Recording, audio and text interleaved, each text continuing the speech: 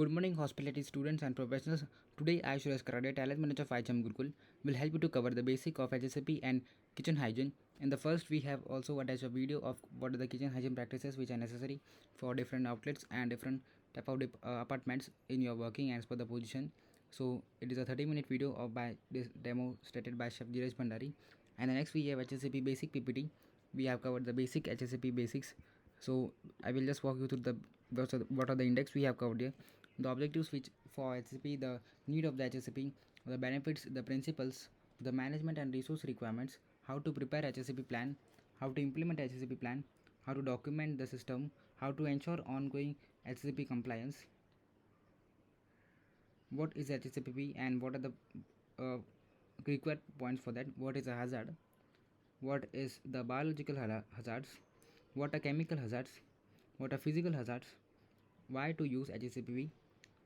which are the major food incidents which happen frequently, the legislative requirements for analysis of the potential food hazards, and for producers shall with general product safety directive, what is the risk and estimate of the likelihood, definition of control measure, the HACCP team which is involved multidisciplinary, the prerequisite programs for well planned prerequisite, what is a prerequisite program, the which involves pest control, traceability,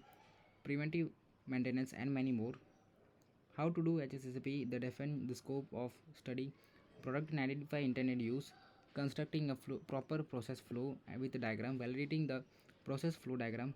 conducting a hazard analysis and critical control points, identify critical limits and a few examples, the target levels, identify the monitoring procedures. Monitoring procedures may involve offline, online, and observational procedures, establishing the corrective measures as per the plan, putting the plan into practice by evaluation, CCP monitoring, reporting deviations from critical limits and adequate records, maintaining the HACCP system which involves the verification activities, maintenance activities, and keeping the ongoing training and ensuring that the CCP plan continues further. And this is the basic overview we have given here. So if you are facing any payment issues or